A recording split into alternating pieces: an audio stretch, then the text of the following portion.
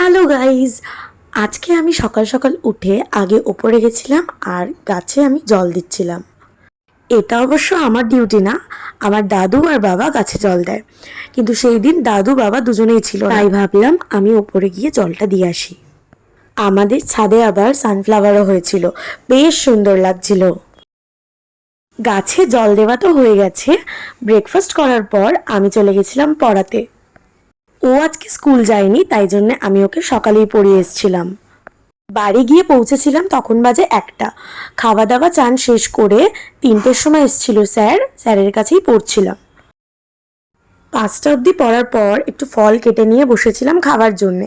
তারপর রেডি হয়ে আমি একটু প্রাইমার্টে গেছিলাম কয়েকটা জামা কিনতে। এটা অবশ্য অনেক আগেকার ভিডিও, গ্যালারি ঘাঁটতে ঘাঁটতে এই ভিডিওগুলো পেয়েছিলাম, তো তাই জন্য ভাবলাম ব্লগটা তোমাদের সাথে শেয়ারই করে দিই। তবে এবার থেকে না, আমি যখনকার ব্লগ তখনই দেওয়ার চেষ্টা করব। আমি জানি অনেকটা লেট হয়ে যায়, কিন্তু কিছু করার নেই।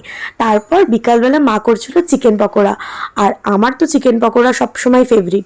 তোমাদের চিকেন পকোড়া খেতে কেমন লাগে অবশ্যই জানিও।